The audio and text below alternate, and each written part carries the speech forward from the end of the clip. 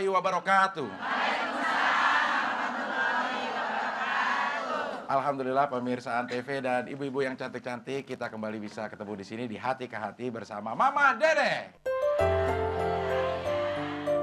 Alhamdulillah semuanya udah mandi ya, Bu? Gosok gigi juga udah ya? Alhamdulillah. Baik pemirsa, di pagi hari ini kita akan membahas satu tema sesuai cuplikan lagu tadi, yaitu stres. Kita akan ikuti langsung tausiah Mama. Assalamualaikum, Ma. Waalaikumsalam. Apa kabar pagi hari ini? Alhamdulillah. Ya, stres kadang-kadang kita bikin sendiri, Ma.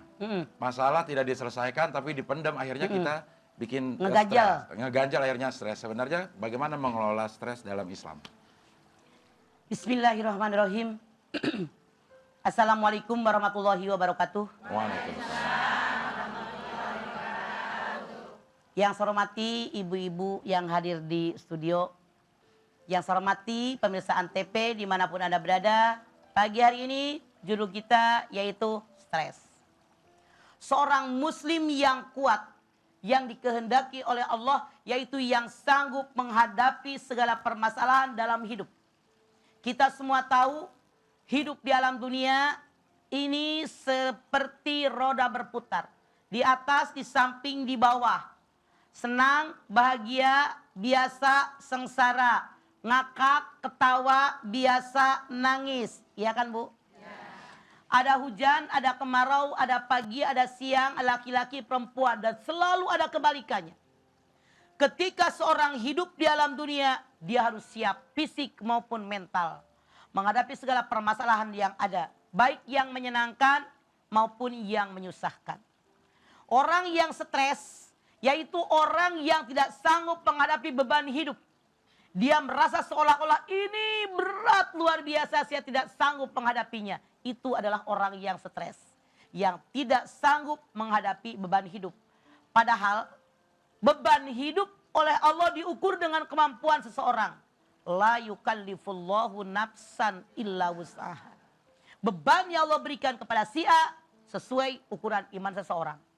Perjuangan hidup dalam mengarungi masalah yang dibebankan oleh Allah, musibah yang diberikan oleh Allah kepada manusia, maka dia berusaha sedemikian rupa, itulah nilai pahala ganjaran yang Allah berikan kepada mereka.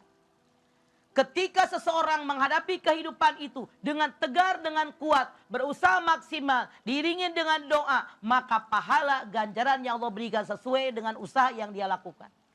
Kalau usahanya maksimal, nilai pahala dari Allah maksimal. Kalau usahanya biasa, biasa. Kalau nggak ada usaha, nggak maksimal, dia yang jadi stres. Tidak ada yang hidup tidak ada masalah. Punya masalah kan, Bu? Ya. Beban hidup punya? Ya. Ada terasa yang berat? Nah, kalau kita tidak iman, tadi Abdel nyanyi. Dengan iman dan takwa diatasinya. Bagaimana mengatasi masalah stres? Tatanazzalul Quran ma huwa syifa. Aku turunkan Al-Quran sebagai obat penyakit dalam dada.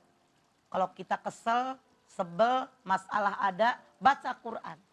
Bukan hanya dibaca, tadaburkan. Terjemahnya apa, maksudnya apa, tujuannya kemana, isinya apa. Tuh, itu obat stres yang pertama. Obat stres yang kedua apa? Syukur dengan nikmat Allah.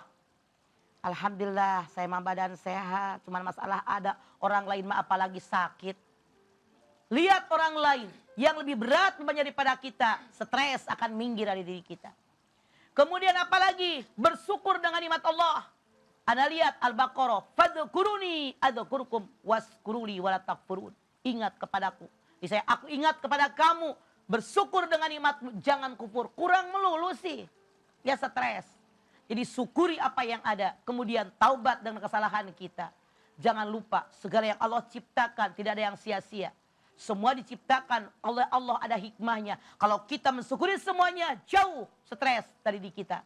Makanya banyak kita berusaha mensyukuri nikmat Allah, banyak bermohon kepada Allah, banyak zikir kepada Allah. Alladzina amanu wa tatma'innu qulubuhum bi dzikrillah, ala bi dzikrillah tatma'innul qulub. Orang yang beriman kepada Allah, orang yang hatinya tenang dan tentram ketika zikir kepada Allah. Ketahuilah kalian semua bahwa dengan ingat kepada Allah, hatimu akan tenang dan tentram. Yuk, banyak iman sama Allah. Dengan iman dan takwa kita kepada Allah, taqarrub ilallah, jauh stres dari diri kita. Ya. Gitu, Mah. Tapi ada juga orang yang nggak ada masalah, tapi karena ngeliat tetangganya mobilnya baru, akhirnya dia banyak pikiran. Eta mah sirik. Sirik gitu, Kata Pak. orang Sunda mah sirik waes ya. Iya. Gitu. Ngeliat perabotannya baru, sirik gitu. Sirik, Ya, begitu, sirik. ya. Itu Orang sirik namanya. Iri. Sirik, sirik kata bahasa Sunda, iri bahasa Indonesia. Oh iya gitu. Oke, Bukan baik. sirik badan di sana, bukan. Masih ada ibu-ibu yang ingin bertanya tentunya. Kita akan berikan kesempatan kepada ibu-ibu untuk bertanya. Langsung saja boleh. Siapa yang ingin bertanya, Bu? Ya, silakan mic-nya mana? Ya. Ya. Assalamualaikum warahmatullahi wabarakatuh. Mama Waalaikumsalam. Nama saya Haja Hartini Muksin dari Majelis Taklim Nurul Huda, Depok. Saya ingin bertanya Mama, bila seseorang mempunyai masalah itu berat, apakah untuk mengatasi supaya tidak stres itu diceritakan kepada seseorang ataukah dicari solusi sendiri untuk menceritakan sesuatu masalah yang berat itu? Ya. Terima kasih. Wassalamualaikum warahmatullahi wabarakatuh. Waalaikumsalam. Ibu bisa lihat dalam surat Al-Ma'arij 19, 20, 21, 22. Al-insanu huliqa halu'an. Wa idza masau sarru jazu'an. Wa idza masau khairu manu'an. Ilal musallin alladzina hum an salatihim daimun. Manusia itu selalu berkeluh kesah. Kalau dapat kesusahan keluh kesah.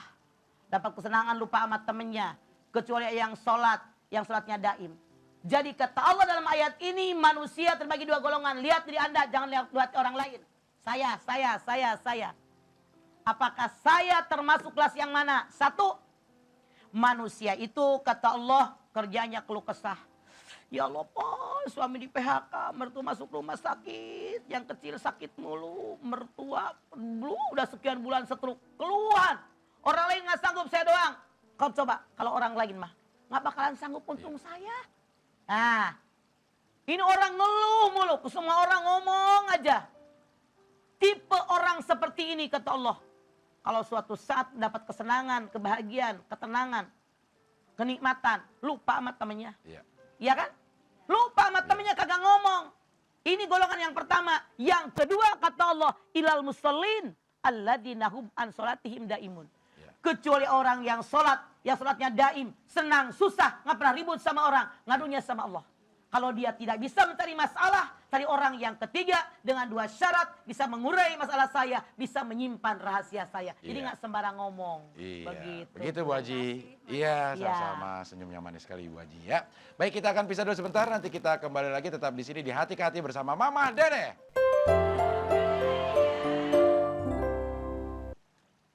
Pemirsa, kita lanjutkan Hati ke Hati bersama Mama Dede. Iya, saya akan sapa dulu ibu-ibu yang sudah hadir di sini. Banyak sekali majelis taklim yang hadir. Dan yang pertama adalah majelis taklim Fadilatur Rohmah. Assalamualaikum. Waalaikumsalam. Ya, kompak semuanya. Terima kasih ibu-ibu yang cantik sudah hadir di sini. Lalu ada majelis taklim Al Hidayah. Assalamualaikum. Waalaikumsalam. Ada yang begini, ada yang begini. Gak kompak ya. Lalu ada majelis taklim Nurul Huda. Waalaikumsalam. Terima kasih ibu-ibu sudah hadir di sini ya. Dan kita lanjutkan lagi sekarang. Kita masih membahas tema tentang stres ya. Kita berikan kesempatan lagi kepada ibu-ibu yang stres. Oh bukan, sorry. Ya silakan Bu. Silakan ya.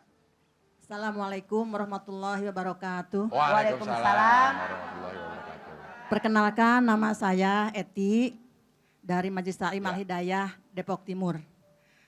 Ada sebuah kasus sebuah keluarga karena kedesak ekonomi, kesulitan ekonomi, istrinya itu keluar dari rumah meninggalkan suami selama 1 tahun. Ya. Istrinya itu mencari nafkah sendiri.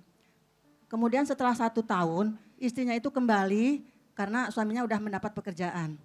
Pertanyaan saya, apakah perlu nikah ulang atau tidak? Demikian, terima kasih atas penjelasannya. Wassalamualaikum warahmatullahi wabarakatuh. Waalaikumsalam warahmatullahi wabarakatuh. Eti, kalau waktu selama setahun tidak ada ucapan cerai dari suami, tidak bercerai mereka. Tidak perlu ada pernikahan ulang. Makanya saran saya pada suami nyari duit yang banyak. Bini lu nggak pergi. Tapi masa bini begitu giliran gak punya pekerjaan terus dia kabur ya? Dia nyari sendiri tahu. Dia perginya bukan main-main nyari duit. Kayak denger pertanyaan apa? Ucapan cerai. Tidak ada mengucapkan cerai, tidak bercerai mereka. Alhamdulillah itu perempuan yang hebat. Berarti Berani ada uang tanggung abang jawab. disayang, nggak ada uang abang ditendang. Bukan tanggung jawab, kagak ngerti pertanyaannya anak satu. Bininya pergi karena lakinya kagak punya duit, nyari duit keluar, udah duit banyak pulang, begitu nggak ngerti sih. Gak ngerti sih ibu. Gitu ya Bu ya, jadi kalau belum ada kata cerai nggak usah diulang. Iya. Karena tidak bercerai. Karena tidak bercerai. Oke baik, sekarang saya akan bacakan pertanyaan Anda yang masuk melalui email dari hamba Allah di Lampung yang kirim ke hati@an.tv ya. Assalamualaikum warahmatullahi wabarakatuh. Mas, saya mau nanya, bagaimana hukumnya dalam Islam bila ada seorang pemuda yang sudah cukup umur, sudah punya pekerjaan tetap, tapi belum nikah karena dia seorang gay? Apakah itu takdir hidup saya, mah? Oh, dia sendiri yang nanya. Orang tua menjadi stres karena menyuruh nikah terus.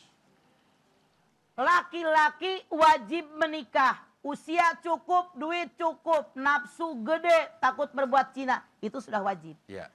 Kalau Anda merasa seorang gay, Anda wajib berobat. Bergaul dengan orang yang baik-baik. Pergi ke psikolog, pergi ke psikiater, pergi ke guru ngaji. Banyak ngaji, baca Quran. Insya Allah penyakit Anda akan sembuh sedikit demi sedikit dengan kemauan dan lingkungan yang sangat baik. Nikah dengan perempuan, normal lama kelamaan juga, ya kan? Iya. Ini orang tua yang jadi stres, mah. Iyalah, bingung punya anak begitu. Makanya orang tuanya jangan tinggal diam, ajakin anaknya berobat. Ada orang tua yang karena saking stresnya mah punya anak kayak gini malah nggak diaku anak. Udah lo pergi aja. Oh, kalau masih- salah. Itu nggak salah. Walau Mbak. bagaimanapun anak nggak ada bekas, tanggung jawab kita itu ujian dari Allah buat kita urusin. Artinya kita udah diberikan kemampuan, lahir maupun batin ngurusin anak. Rangkul, bukan dibuang, salah. Iya. Jadi ini penyakit yang bisa disembuhkan ya, mah? Bisa disembuhkan. Bukan takdir. Bukan, Bukan takdir. ada ya. usaha maksimal. Begitu hamba Allah di Lampung. Ya, baik sekarang masih ada lagi kesempatan ibu-ibu yang mau bertanya. Silakan Bu. Ya, silakan di atas. Assalamualaikum warahmatullahi wabarakatuh. Waalaikumsalam. Perkenalkan Mah, nama saya Ibu Yayat dari Majlis Taklim Fadilatul Rahmah, Beji Depok. Saya ingin menanyakan Mah, Allah itu kan sungguh maha penyayang terhadap setiap hamba-hambanya ya Mah. Kita apalagi dalam zaman sekarang ini, mendidik anak itu terkadang susah-susah gampang ya Mah. Yang ingin saya tanyakan, apabila kita sudah memberikan pendidikan yang bagus kepada putra-putri kita sekolahkan ke tempat yang benar, kita masukkan ke TPA atau majelis taklim pengajian untuk dia dapat mengikuti. Tapi itu Mah kadang-kadang masih suka membantah, terus sama orang tua kurang bagus, tata keramanya maupun sopan santunnya. Ya. Apakah itu termasuk ujian dari Allah? Ya. Dan bagaimana kita biar nggak stres nih Mah? Stres ya, Ibu? Terutama ibu-ibu muda seperti saya. Oh, iya. Masih Iya. muda ya, ya, oke, iya. Iya. Yang Iya, kadang-kadang iya. emosinya suka labil gitu Mah. Iya, Ya. galau ya. Ya. Suka galau Ya. gitu Ya. Mah. Ya. Sepertinya pertanyaan saya cukup sekian. Ya. Atas penjelasan Mama saya mengucapkan banyak terima kasih. Ya. Wassalamualaikum warahmatullahi wabarakatuh. Waalaikumsalam. Bu Yayat, saya rasa permasalahan Anda bukan sedih, tapi begitu banyak kita emak-emak yang menghadapi ini. Masukin TPA, madrasah, kemudian di ngajiin dan sebagainya. Ini anak masih begitu, sekali-kali ngebantah wajar, bahkan maaf, saya bilang, kalau anak seumur-umur nggak pernah membantah, ada pertanyaan, kenapa nih anak? Artinya ketika dia membantah, dia punya keinginan, dia punya prinsip. Kita lihat yang dia bantah itu apa? Maaf dalam tanda kutip sekali lagi. Kita kadang-kadang jadi emak-emak suka saklek. Harus ini. Anak itu kan punya prinsip sendiri. Biarkan dia berkembang pola berpikirnya. Jangan semua yang kita inginkan ambil sekarang. Siapa tahu anak kita lagi ngapain. Kita juga harus ngimbangin mereka. Jangan semua yang kita inginkan dikabul. Karena walaupun anak kandung kita, darah daging kita punya keinginan sendiri. Punya harapan sendiri. Punya cita-cita sendiri. Jadi jangan terus saklek kita juga Bu Yayat sama mereka. Kita tetap Wajib ngedidik mereka, mendoakan. Kalau emang anak tetap bandel sekali-kali normal. Ya. Kalau nggak pernah bandel kagak normal. Ya. Saya yakin kenapa manusia punya nafsu. Nggak usah galau. Galau. Yang penting laksanakan kewajiban kita semuanya sesuai aturan agama. Oke? Selalu aja jangan galau ya. Tapi kalau misalnya kita nyuruh yang jelas-jelas harus, misalnya disuruh sholat, ntar mulu disuruhnya. Kalau disuruh sholat baru kita harus galak. Pukul kata Nabi. Kalau kayak macam tolong Ambilin. ke pasar beliin mamah ini. Iya. Nah, ntar deh mah ngebantah. Ya wajar, siapa tahu lagi bikin PR. Kadang-kadang emaknya juga maksa sih. Sekarang juga emaknya juga yang kelewatan. Iya. Lihat sikon anak-anak. Begitu Bu Yayat. Begitu, Bu Kecuali Yayat. kalau suruh sholat dia nggak mau, boleh dipukul kata Nabi. Iya, oke ya. Jadi jangan galau lagi Bu Yayat ya. Baik, kita akan break dulu sebentar, nanti kita kembali lagi tetap di Hati ke Hati bersama Mama Dede.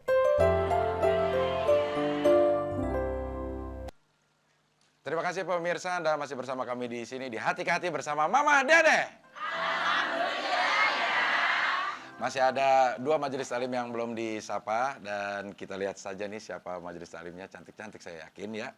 Majelis taklim Nurus Salamah. Assalamualaikum. Waalaikumsalam. Ya, ada yang begini, ada yang hampir nutup muka. Kasih dia, nggak seragam. Lalu majelis taklim Darussalam. Assalamualaikum. Waalaikumsalam. Ya ini bajunya oke nih. Dan sebelum saya berikan kesempatan kepada ibu-ibu untuk bertanya lagi, kita akan lihat dulu tayangan berikut ini.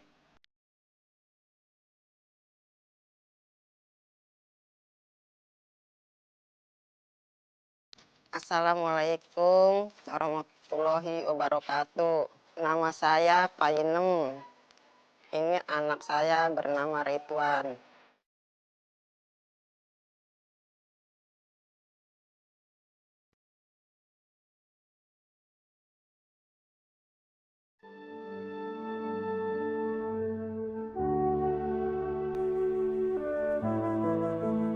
Sekeharian saya mengurusi anak saya Ridwan yang kurang normal. Setiap harinya sama saya beri makan, minum.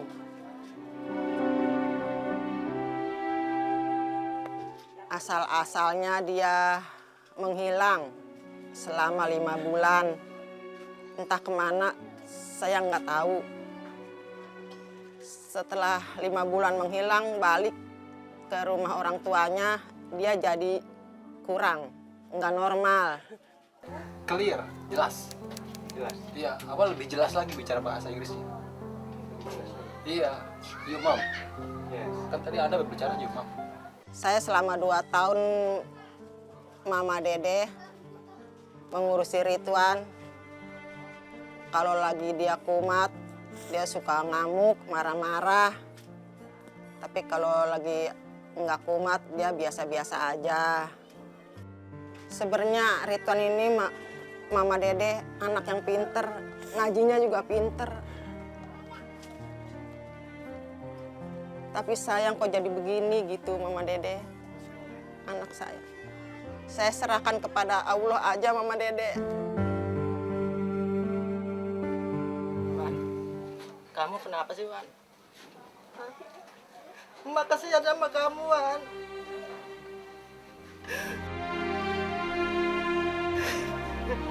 Emak kasihan sama kamu Wan, bertahun-tahun seperti ini Wan. Demikian Mama Dede yang saya ceritakan. Assalamualaikum warahmatullahi wabarakatuh.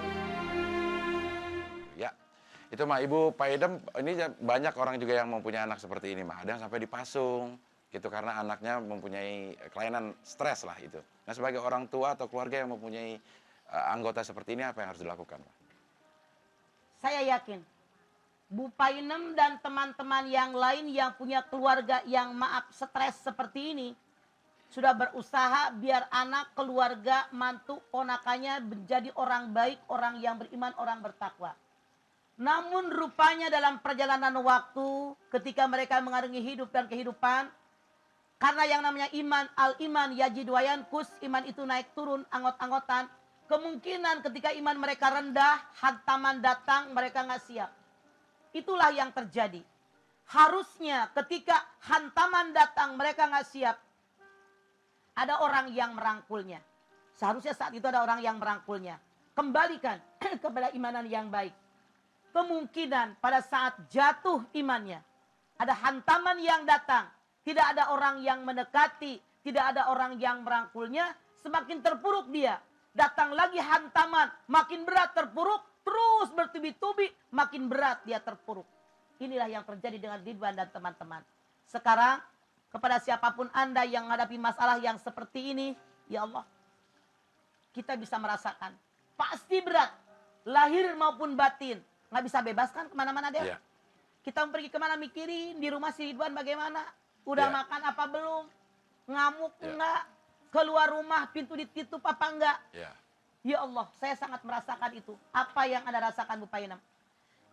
Kita mohon sama Allah kekuatan fisik, kekuatan lahir, kekuatan batin, kekuatan mental, kekuatan iman, kekuatan Islam, kekuatan akidah kita kepada Allah. Rezeki pasti Allah berikan, asal kita mau usaha. Saya yakin kita diberikan kesempatan oleh Allah bagi orang yang takwa. Wa may yattaqillaha yaj'al lahu makhrajan. Ya. Siapa yang takwa kepada Allah, seberat bagaimanapun masalah, jalan keluarnya pasti ada. Ya. Saya yakin Bu Painem, kita semua berdoa buat Bu Painem. Mudah-mudahan Anda sanggup menghadapinya juga Painem-Painem yang lain. Ya. Mudah-mudahan kita diberikan kekuatan oleh Allah Subhanahu wa taala agar bisa menghadapi masalah yang sangat berat ini. Yang maaf, saya sendiri terus terang, kalau saya menghadapi masalah ini belum tentu saya sanggup. Masya Allah luar biasa. Ya. Mudah-mudahan Allah berikan kekuatan kepada kita semua. Mah, ini Allah kan menurunkan cobaan itu sesuai kemampuan yang diujinya, Mah. Tapi Ridwan sepertinya nggak sanggup menahan sehingga dia stres. Itu gimana, Mah? Pada saat ujian datang, Ridwan itu imannya lagi turun. Gimana? Kan yang namanya iman itu al-iman yajid wa yankus, naik turun. Mungkin iman Ridwan lagi turun, hantaman datang. Atau maaf dalam tanda kutip barangkali. Ada orang banyak yang di lingkungan masyarakat kita yang belajar ilmu hikmah. Iya, betul. Belajar ilmu hikmah itu kan ada aturan. Fisiknya, mentalnya, imannya kuat enggak. Banyak orang yang belajar bukannya jadi semakin pinter, semakin baik. Bahkan semakin seperti yang kita lihat dalam PT tadi. Iya. Seperti Ridwan. Karena maaf, saya pernah dengar ada orang bercerita yang namanya belajar sesuatu ilmu itu ada yang dimasukkan jin ke dalam tubuh orang tadi. Boleh jadi mungkin makhluk halus yang masuk ke dalam tubuh orang tadi yang jahat. Iya. Atau masalahnya berbeda. Mungkin ilmu yang dimasukkan ke dalam dia, otak dia nggak siap. Ya. Banyak kemungkinan yang terjadi kenapa orang stres. Iya. Bisa disembuhkan itu, Mah? Bisa kepada ahlinya. Ya. Kepada orang yang dulu masukkan ilmu tadi, ambil lagi, Ya. cabut lagi. Nah, hukumnya buat orang seperti Ridwan, kewajiban-kewajiban sholat, puasa itu bisa masuk gak, Mas? Itu sama seperti orang maaf, kurang akal. Ya. Kan kalau lagi normal, wajib, lagi akalnya hilang, tidak wajib. Tidak ada kewajiban. Ya. Ya, jadi nggak wajib. Kalau dilihat kayak Ridwan ini kan Iya, sepanjang nggak tadi sadar dia. nggak sadar terus. Kalau gitu. lagi sadar, wajib. Wajib, Makanya gitu, ya. angot-angotan Iya. kewajibannya. Kalau dia meninggal dalam keadaan seperti ini, gimana tuh, Mah? Kan dia Di antara keduanya, Iya. tidak ke surga, tidak ke neraka. Kenapa? Nggak ada yang bertanggungjawabkan. Iya. Tapi yang dia bertanggungjawabkan semenjak dia balik sampai dia datang sakit. Oh, Itu gitu. dipertanggungjawabkan. Iya, baik. Baik, kita akan berikan lagi satu kesempatan Ibu untuk bertanya. Siapa, Bu, yang mau bertanya? Ya, silakan. Hitam-hitam kereta api. Iya. Iya. Silakan tolong mic-nya, ya. Assalamualaikum warahmatullahi wabarakatuh. Waalaikumsalam. Nama saya Ibu Eni dari Majelis Taklim Darussalam Condet Batu Ampar. Iya. Mama, saya mau nanya, Iya. ada orang tua yang nikah lagi semenjak ditinggal sama istrinya, dia nikah lagi tapi lagi sama istrinya yang dulu dia suka berantem terus. Semenjak nikah lagi dia akur, udah gitu sama anak-anaknya itu neken mah. Selalu minta uang gitu untuk Siapa? bapaknya itu. Saya tanya, bapaknya usia berapa? Kalau sekarang dulu lagi nikah usia 60-an mah. Ya wajar, udah pensiun, udah punya duit, punya bini. Ya minta sama anaknya, Iya. masih Kan lagi bukan deh. begitu, Iya. bukan begitu mah. Kalau anak-anaknya sih boleh aja katanya ini minta asal untuk kehidupan sehari-hari Iya. gitu. Nah ini teh buat. Bapaknya ini untuk ini menghidupin emaknya yang baru itu yang yang banyak Oke, anaknya ya. itu. Jadi dia tuh ngejual sawah tuh tanpa sepengetahuan anak-anaknya. Oke, gitu. baik. Ibu, ketika orang menjual sawah nggak ngomong sama anak saya, uang Iya. duit gue, buat cerita Iya, nggak bener. apa lu deh? Iya. Duit mama beli sawah. Iya, sawah-sawah ente. Sawah-sawah Iya. mama. Lu anak ikut campur amat sama orang tua. Tidak ada kewajiban orang tua jual sawah, jual rumah ngomong sama anak. Wong aku beli juga duit saya. Tapi ini maaf sawahnya dijadiin Iya, rumah mic-nya tolong lebih istrinya. dekatin. Tidak Dibikinin. masalah, Oh, gitu ya? Ibu. Oh. Maaf, pemirsa NTP, biar ngerti ya, ini banyak di masyarakat yang salah. Saya tanya, waktu bapaknya beli sawah, duit siapa? Bapaknya. Duit bapaknya sama ibu almarhum. Oke, Ah. terus dijual sama siapa? Dijual sama bapaknya sama istri yang sekarang. Saya tanya, waktu bapak dengan istrinya almarhum, istrinya nyari duit nggak? Nyari duit. Udah dibagi waris belum saat itu? Belum. Harusnya dibagi waris dulu. Iya, itu Kenapa masalah. jadi anak-anaknya tidak bisa protes kalau belum diselesaikan? Iya. Nah, itu Kalau dia yang soal protes. anak minta duit sama orang tua wajar. Iya. Wong anak kita yang nyekolahin kok. Iya. Ngasih duit dong sama mama sekali-kali Del. Iya nih. Tuh gitu anak Bisa sama orang banget, tua. ya. Maaf, Iya. saya benar. Di masyarakat banyak anak-anak yang nggak ngerti. Bapaknya kawin lagi marah. Bapaknya jual sawah marah. Hak dia. Anak bisa ngurus apa sama orang tua? Anak mantu paling nanggoknya seminggu sekali sejam. Punya kebutuhan dong. Ya. Jangan marah. Gitu, Dia Bu. ngurusin anaknya yang baru dan istri yang baru. Ya wajar kewajiban dia. Ya. Berani nikah sama Gitu, emaknya. Anaknya juga kewajiban dia. Gitu. Gitu ya Bu ya. Jadi nggak usah khawatir. nggak Kalau sawah usah. orang yang Itu dijual hak baru dia. marah ya.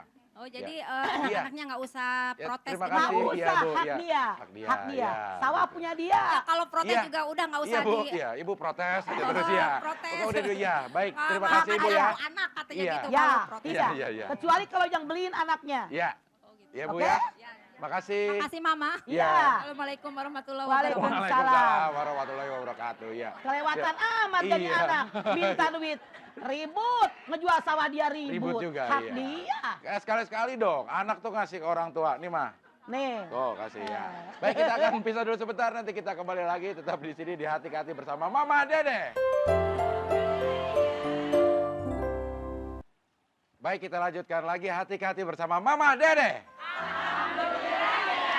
Ya, tema kita masih tentang stres dan saya berikan kesempatan lagi kepada ibu-ibu untuk langsung bertanya. Silakan Bu, yang mau bertanya. Ya, silakan di sini Bu. Iya, silakan Bu. Assalamualaikum warahmatullahi wabarakatuh. Waalaikumsalam. Nama saya Endang Suhardi dari Majelis Taklim Nur Salamah Depok Timur. Ya. Begini Mas, saya mau bertanya masalah diri saya sendiri. Saya belum lama meninggal suami saya. Setelah suami saya dimakamkan, saya sudah 7 Mic-nya tahun tolong lebih lebih dekat, tidak. Bu. Saya sudah 7 tahun lebih tidak menstruasi. Tapi belakangan ini saya menstruasi sampai 1 minggu. Apakah itu disebut stres atau bagaimana? Bagaimana cara mengatasinya? Ya, Demikian, Ma. ya. Atas penjelasannya saya ucapkan terima kasih. Wassalamualaikum warahmatullahi wabarakatuh. Waalaikumsalam. Ibu usia berapa? 62 tahun ya. Jadi ada 2 kemungkinan. Kemungkinan sisa-sisa menstruasi yang belum keluar. Karena ada perempuan, pernah saya dulu baca majalah di Amerika, ada perempuan yang usia 62 tahun baru hamil dan melahirkan. Ya. Kemungkinan itu sisa-sisa daripada menstruasi. Ada juga orang yang seumur hidup tidak pernah menstruasi. Atau kemungkinan stres. Atau maaf, kemungkinan ada penyakit yang menyebabkan Anda keluar darah tadi. Dengan usia Anda. Jadi saran saya, Anda silakan pergi ke dokter kandungan. Di rongsen diperiksa ada apa di situ. Nah, kalau memang tidak ada kelainan, Anda mungkin ada penyakit yang saat itu harus keluar. Husnuzon kepada Allah, alhamdulillah penyakit ini keluar, tinggal mensyukuri nikmat Allah daripada nggak keluar. Iya. Jadi banyak kemungkinan yang terjadi Mbak Endang. Ya. Tapi kewajiban sholat Pak, apakah nggak sholat dulu sampai darahnya Mama selesai? rasa pada saat itu Mbak Endang itu darah penyakit Del, Iya. bukan darah menstruasi. Oke. Iya. Mangga Pak Endang. Iya Ibu Endang. Baik sekarang ibu-ibu lagi yang ingin bertanya, masih ada kesempatan Bu, silakan yang ingin bertanya. Ya, silakan Bu dari sebelah sini ya. Ya, udah nyala Bu. Assalamualaikum warahmatullahi wabarakatuh. Waalaikumsalam. Warahmatullahi wabarakatuh. Perkenalkan nama saya Siti Rahma dari Majelis Taklim Fadilatul Rahmah. Ya. Yang saya mau tanyakan mah mengenai anak. Ada hamba Allah 23 tahun, nggak punya keturunan.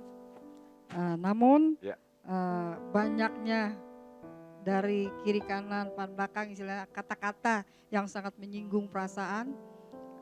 Kadang-kadang dibilang mandul, kadang-kadang dibilang macam-macam lah, sampai-sampai mertuanya mau nikahin gitu. Ya. Setidak-tidaknya si ibu tadi pikirannya terganggu, yang nggak punya anak tadi. Bagaimana sampai dia stres pikirannya? Pertanyaannya, Bagaimana cara solusi yang terbaik menghadapi gunjing-gunjingan seperti itu dan menghadapi suami yang akan dinikahkan oleh orang lain? Ya. Karena nggak punya anak, Ya. 23 tahun umurnya. Apa perkawinan? nggak punya keturunan. 23 tahun perkawinan. Ya. Oh ya, 23 tahun perkawinan. Solusi yang terbaik siapapun Anda harus belajar Al-Quran. Anda lihat surat Asy-Syura ayat 49 ayat 50. Allah berfirman, akulah yang berikan anak perempuan kepada siapa yang aku kehendaki. Akulah yang berikan anak laki-laki kepada siapa yang aku kehendaki. Akulah yang berikan anak laki-laki perempuan kepada siapa yang aku kehendaki. Akulah yang menjadikan seseorang itu mandul. Ya. Kalau mertua, tetangga yang tukang ngomong pada bawel itu semua ngerti Quran, nggak bakal pada ngomong. Ya. Tetangganya pada ribut karena nggak ngerti Quran. Mertuanya mau nikahin sama mantunya karena nggak ngerti Quran. Kalau semua kembali kepada Al-Quran, kepada Allah, pasti aman. Pelajari Quran. Iya begitu ya. Baik, kita akan Assalamualaikum warahmatullahi wabarakatuh. Waalaikumsalam warahmatullahi wabarakatuh. Baik, kita akan pisah dulu sebentar. Nanti kembali lagi tetap di Hati ke Hati bersama Mama Dede.